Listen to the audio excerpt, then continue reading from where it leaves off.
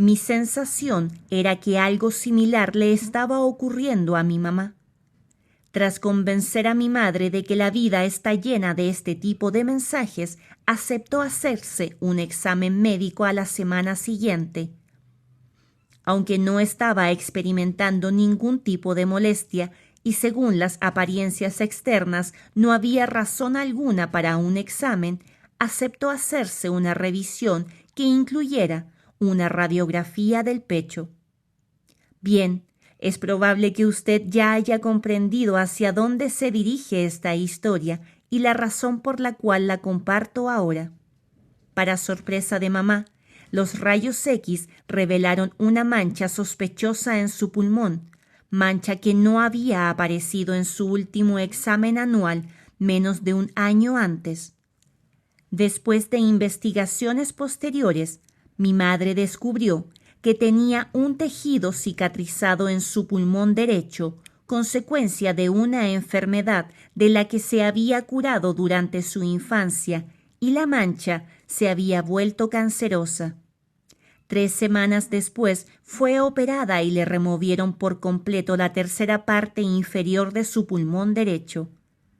Cuando hablé con el doctor en la sala de recuperación después de la cirugía, reiteró lo afortunada que mamá había sido por haber detectado su condición tan incipiente, especialmente teniendo en cuenta que no había síntomas delatadores que la hubieran alterado de algún modo. Antes de la cirugía se sentía bien y su vida transcurría con Corey y sus hijos y sus hermosos jardines sin la menor pista de que algo andaba mal.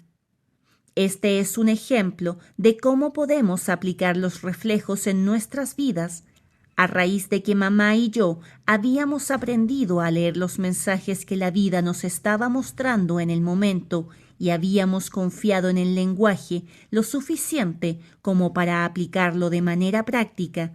Esta historia tuvo un final feliz. Mamá se recuperó de su cirugía. En el momento de escribir este libro, se encuentra en excelente estado y libre de cáncer por 6 años. Curiosamente, las manchas en los pulmones de Corey, que nos alertaron originalmente para investigar la condición de mamá, también desaparecieron por completo después de la cirugía. Ella y mamá pasaron otros 6 años juntas en buena salud, con toda la alegría que descubrían mutuamente en sus rutinas diarias. Nota: Corey Su dejó este mundo durante la edición de este libro debido a complicaciones que tuvo como consecuencias de su avanzada edad. Cuando murió, 6 meses antes de cumplir sus 15 años, tenía casi 100 años de edad canina para su raza. Vivió el periodo después de sus manchas y de la cirugía de mamá en buena salud y con una chispa que brindaba alegría a todo aquel cuya vida tocaba. Como dijo mamá muchas veces, nadie era un extraño para Corey Su. Ella amaba a todo aquel que conocía y se lo hacía saber con un beso húmedo y suave que todas las personas que la conocieron extrañarán. Aunque puede ser imposible comprobar científicamente que la condición de Corey tenía algo que ver con lo que le ocurrió a mi madre, podemos decir que el sincronismo entre las dos experiencias es considerable. Y puesto que esto no es un incidente aislado, tenemos que decir que cuando vemos dichos sincronismos existe una correlación. Aunque no podamos comprender esa conexión por completo en la actualidad, la verdad es que podríamos estudiarla por otros 50 años y todavía seguir sin entenderla en su totalidad. Lo que sí podemos hacer es aplicar lo que sabemos en nuestras vidas. Cuando lo hacemos, los eventos de cada día se convierten en un rico lenguaje que nos ayuda a comprender mejor nuestros secretos más íntimos. Una vez más, en un mundo en donde la vida refleja nuestras creencias más profundas, puede haber pocas cosas que son verdaderamente secretas. A fin de cuentas, probablemente importa menos cómo nos llegan los giros inesperados del camino de la vida, y aún más si reconocemos o no el lenguaje que nos lo advierte. Nuestros mayores temores. Ya que la matriz divina refleja constantemente nuestras creencias, sentimientos y emociones a través de los eventos de nuestras vidas, el mundo cotidiano nos provee sabiduría sobre los dominios más profundos de nuestro propio ser. En nuestros reflejos personales nos muestra nuestras verdaderas convicciones, amores y temores. El mundo es un espejo poderoso y a menudo literal, un espejo que no es siempre fácil encarar. Con total honestidad, la vida nos ofrece una ventana directa en la realidad de nuestras creencias y a veces nuestros reflejos nos llegan en forma que jamás esperaríamos. Recuerdo un incidente que ocurrió en el supermercado Safeway en un suburbio de Denver en una tarde de 1989. Me detuve camino a casa del trabajo, como lo hacía a menudo, para hacer compras para la cena. Mientras deambulaba por la sección de comida enlatada, retiré la mirada de mi lista de compras lo suficiente como para darme cuenta que estaba solo en el pasillo, excepto por una joven madre con una niña sentada en el carrito de compras. Era evidente que llevaban prisa y parecían tan felices como yo de andar de compras al final de un largo día. Cuando regresé mi atención a comparar los nombres en mi lista con los de las latas en los estantes, de repente quedé perplejo ante el sonido de un alarido infantil. No se trataba de un simple chillido. El volumen y la intensidad rivalizaban con la voz de Ella Fitzgerald en su comercial televisivo de Memorex. La niña estaba sola en el carrito y estaba aterrorizada, absolutamente aterrorizada. Al cabo de unos segundos, la madre apareció para calmarla.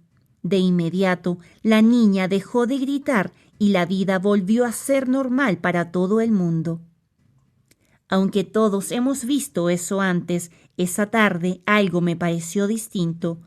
Por alguna razón, en vez de simplemente ignorar un incidente tan común, observé verdaderamente lo que estaba ocurriendo. Mis ojos recorrieron el pasillo como por instinto. Todo lo que vi fue que la madre se alejó momentáneamente del carrito, dejando a su hija de 2 o 3 años sola por un momento. Eso fue todo. Simplemente la niña estaba sola. ¿Por qué tenía tanto miedo? Su madre acababa de alejarse de su vista por un instante. Estaba a la vuelta en otro pasillo. ¿Por qué una niña, rodeada por un mundo de latas coloridas y de lindas etiquetas y sin nadie que la desanimara a explorarlas, tenía tanto miedo de una situación así? ¿Por qué no dijo para sí algo como: estoy aquí solita con estas hermosas latas rojas y blancas de sopa de tomate? Creo que exploraré cada fila una por una y me divertiré mucho. Porque el prospecto de estar sola, siquiera por un momento, le tocó una fibra tan interna a esa edad tan tierna que su instinto fue gritar al máximo de sus pulmones. Otra tarde, programé una sesión de consejería con una mujer de unos 30 y tantos años con quien había trabajado ya muchas veces antes. Nuestra cita comenzó como siempre. La joven se relajaba sentada en la silla de mimbre al frente mío, y yo le pedía que me describiera lo que había ocurrido durante el transcurso de la semana desde la última vez que habíamos hablado. Comenzó a hablarme sobre su relación de casi 18 años con su esposo. Habían peleado casi durante todo el matrimonio, a veces incluso hasta la violencia. Ella estaba en el lado receptor de lo que parecía un criticismo diario de todo lo que ella hacía, desde cómo se vestía hasta cómo manejaba la casa y cocinaba, incluso en la cama. Decía que se sentía que nunca era lo suficientemente buena. Aunque el trato que estaba describiendo no era nada nuevo en su relación, durante la última semana había escalado. Su esposo se enojó cuando ella lo enfrentó con preguntas sobre sus horas extras en la oficina y las llegadas tardes. Ella se sentía miserable con el hombre que había amado y en el que había confiado por tanto tiempo. Ahora su miseria se complicaba ante la inminente amenaza de daño físico como resultado de las emociones descontroladas de su esposo. Después de lanzarla al piso durante el momento más acolorado de su última discusión, su esposo se había ido de la casa a vivir con un amigo. No dejó número de teléfono, dirección ni señal alguna de que pensaba volver. Solo se había ido. El hombre que hacía tan miserable la vida de esta mujer y por tanto tiempo, quien la había amenazado con estallidos poderosos y abuso, se había ido finalmente. Mientras ella describía su partida, yo estaba esperando alguna señal de alivio. Sin embargo, algo sorprendente comenzó a suceder. La mujer comenzó a sollozar inconsolablemente ante el hecho de que él estuviera fuera de su vida. Cuando le pedí que me describiera lo que sentía, lo que escuché no fue el alivio que esperaba. En lugar de eso, me dijo que estaba experimentando el dolor de la soledad y la nostalgia. Comenzó a describir que se sentía destrozada y totalmente devastada por la ausencia de su esposo. Ahora, ante la oportunidad de vivir libre de criticismos, insultos y abusos, estaba sufriendo. ¿Por qué? La respuesta al por qué en las dos situaciones que acabo de describir es la misma. Por muy distintas que parezcan las dos situaciones, un nexo las une. Hay grandes posibilidades de que el terror que la niña sintió en el pasillo del supermercado y la devastación que sintió la mujer cuando su esposo abusivo la dejó había tenido muy poco que ver con la persona que las abandonó en ese momento. La madre de la niña y el esposo de la mujer sirvieron ambos como catalizadores de un patrón sutil, pero poderoso, que está tan profundamente arraigado en el interior de cada uno de nosotros que es prácticamente irreconocible, a menudo completamente olvidado. Ese patrón es el miedo. Y el miedo tiene muchas máscaras en nuestra cultura. Aunque juega un papel clave en la forma en que construimos todo, desde nuestras relaciones y nuestras carreras hasta nuestros romances y la salud de nuestros cuerpos, el miedo surge casi a diario como un patrón en nuestras vidas que no reconocemos, pero curiosamente, ese patrón quizá ni siquiera es nuestro. Cuando nos damos cuenta que una experiencia nos ha tocado y hace que surjan emociones negativas poderosas en nuestras vidas, podemos estar seguros que no importa lo que pensemos que haya causado que surja el miedo.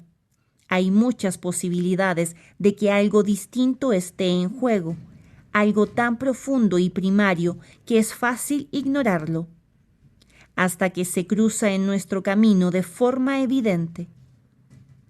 Nuestros miedos universales. Si usted está leyendo este libro, es muy probable que haya examinado muchas de las relaciones en su vida.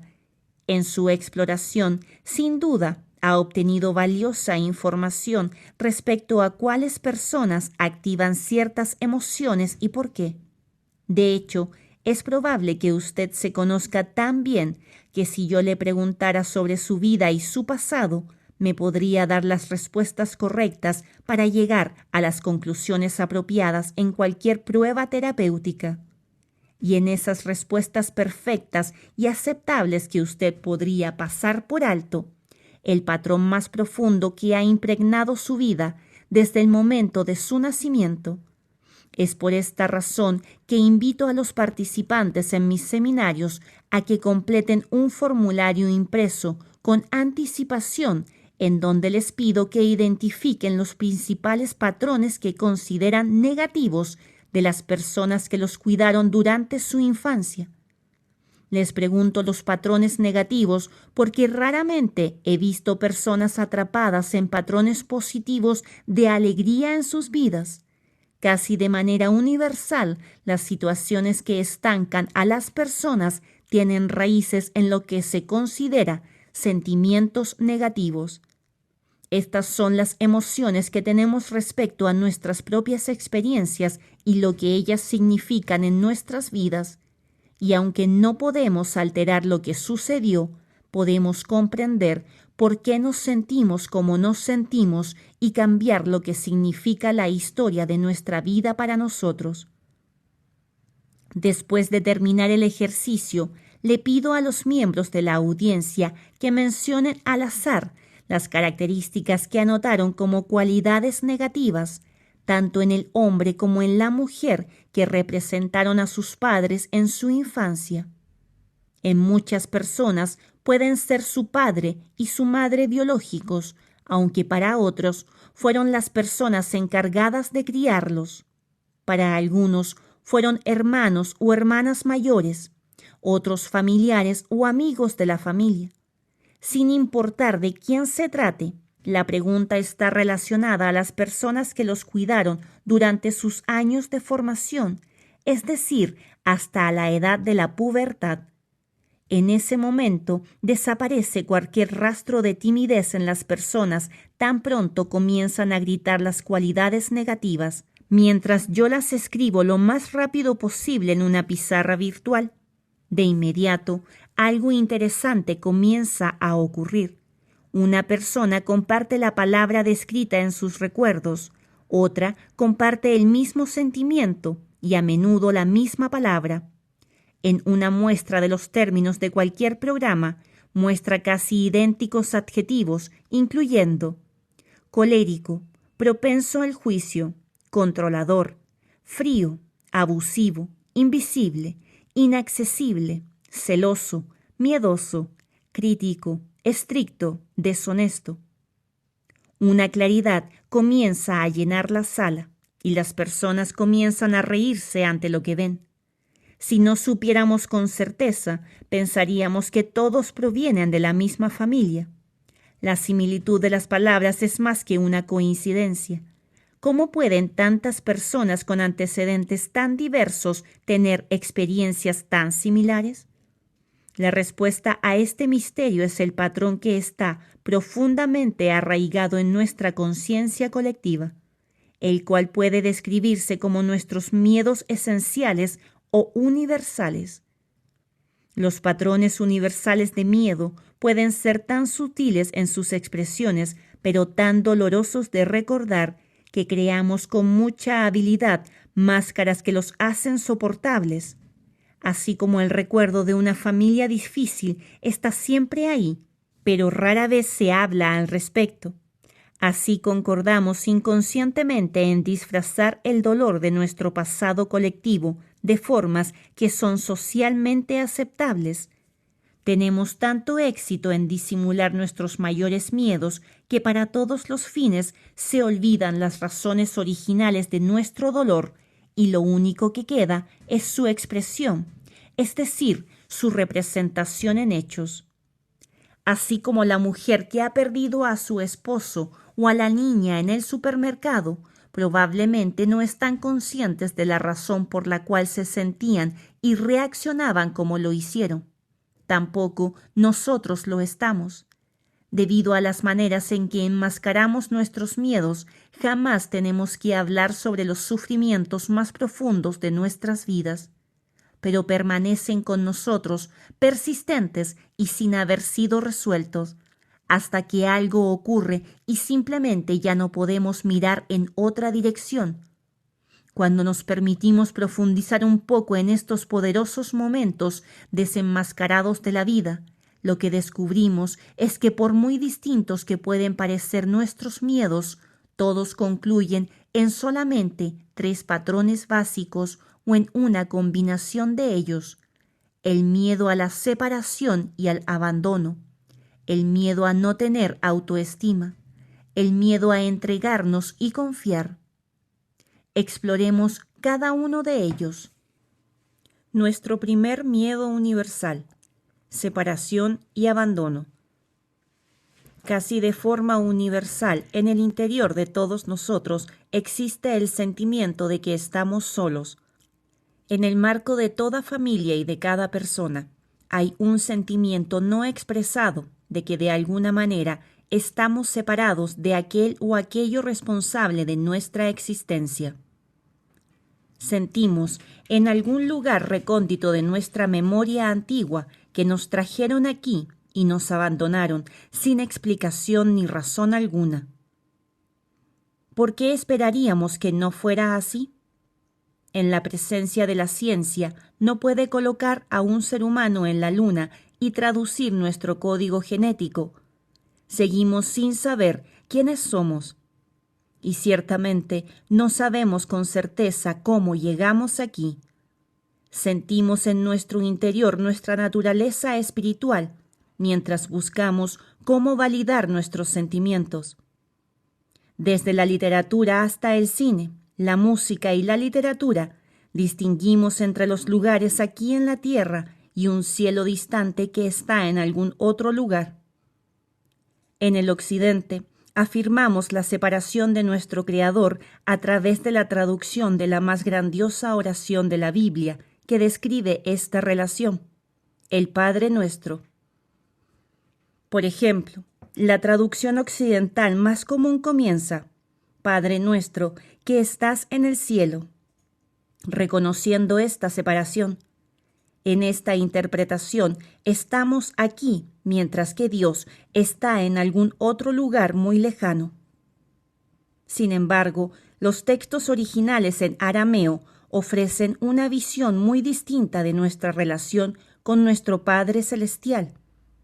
Una traducción de la misma frase comienza con radiante luz, tú brillas en nuestro interior, en nuestro exterior, incluso la oscuridad brilla cuando la recordamos, reforzando la idea de que el Creador no está ni separado ni distante. Más bien, la fuerza creativa de nuestro Padre, cualquiera que sea el significado que le demos, no está solamente con nosotros, es nosotros e impregna todo lo que conocemos como nuestro mundo. El descubrimiento en 2004 del Código de Dios y el mensaje que proviene de la traducción del ADN de la vida, por medio de las letras de los alfabetos antiguos del hebreo y el árabe, parece apoyar esta traducción. Cuando seguimos las pistas que nos dejó el libro místico del siglo I llamado el Sefer Yetzirah, encontramos que cada uno de los elementos que componen nuestro ADN corresponde a una letra de estos alfabetos. Cuando realizamos las sustituciones, descubrimos que la primera capa del ADN de nuestro cuerpo, de hecho, concuerda con la advertencia antigua de que una gran inteligencia reside en todas partes, incluyendo nuestro interior. El ADN lee literalmente Dios y la eternidad en el interior del cuerpo. Cuando tenemos miedo en nuestras vidas, incluso si no estamos conscientes de qué es exactamente, crea una distorsión emocional en nuestros campos, una experiencia a menudo descrita como una descarga o un punto sensible. Esto se manifiesta en nuestras vidas como las ideas radicales que tenemos respecto a lo correcto o a lo incorrecto de una situación o a cómo debería haber funcionado. Nuestras descargas y nuestros puntos sensibles son la promesa de que crearemos las relaciones que nos demostrarán cuál miedo está pidiendo ser sanado. En otras palabras, estas descargas nos muestran nuestros miedos. En cuanto mayores sean, más profundos los miedos, y casi nunca se equivocan. Por lo tanto, si usted no recuerda conscientemente su miedo a la separación y al abandono, por ejemplo, hay grandes posibilidades de que se manifieste en su vida como menos lo espera y durante los momentos más inconvenientes. En sus relaciones amorosas, su profesión y amistades, por ejemplo. ¿Es usted quien deja o a quien dejan? ¿Es usted siempre el último en darse cuenta que la relación se ha terminado? Matrimonios, trabajos y amistades perfectamente buenos parecen derrumbarse ante sus ojos sin advertencia o razón aparente. Se siente devastado cuando estas relaciones se terminan y fracasan. O quizá usted se encuentre en el otro lado. Siempre deja relaciones, profesiones y amistades en su mejor momento. Se ha descubierto diciendo algo así como: este es el... llene el espacio en blanco perfecto. Mejor salgo de esto ahora, cuando las cosas van bien, antes de que algo ocurra y salga herido. Si este tipo de escenario ha aparecido en su vida o lo está haciendo ahora, hay muchas posibilidades de que usted haya creado de forma maestra una manera socialmente aceptable de enmascarar su miedo más profundo al abandono y la separación. Al repetir estos patrones en relación tras relación, puede reducir el dolor de sus miedos hasta un nivel soportable. Incluso puede pasar así toda su vida. Sin embargo, la desventaja es que el sufrimiento se convierte en una distracción. Se convierte en su forma de alejar su mirada del miedo universal de que fue separado de la unión con su Creador, abandono y eventualmente olvidado. ¿Cómo puede llegar a encontrar el amor, la confianza y la cercanía que tanto ha anhelado si siempre está dejando o lo dejan cada vez que se acerca a alguien? Nuestro segundo miedo universal: baja autoestima. Casi universalmente existe un sentimiento arraigado en cada persona en todas las culturas y sociedades de nuestro mundo, que de alguna manera no somos lo suficientemente buenos.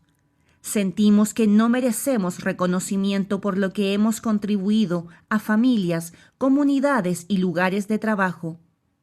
Sentimos que no somos merecedores de ser honrados y respetados como seres humanos. A veces incluso nos sorprendemos de que seamos lo suficientemente buenos como para estar vivos. Y aunque esta baja autoestima puede no siempre ser consciente, está ahí continuamente y ofrece la base subyacente para la forma en que enfocamos la vida y nuestras relaciones con otras personas. Como maestros de la supervivencia emocional, a menudo nos encontramos actuando escenas de la vida real que equivalen a valores imaginarios que nos colocamos en nosotros. Por ejemplo, cada uno de nosotros tiene sueños, esperanzas y aspiraciones de lograr cosas grandiosas en su vida. Y muy a menudo encontramos todas las razones para excusarnos por no lograrlo. Como hemos visto en capítulos previos, la emoción es un lenguaje en sí mismo, el propio lenguaje al cual responde la matriz divina.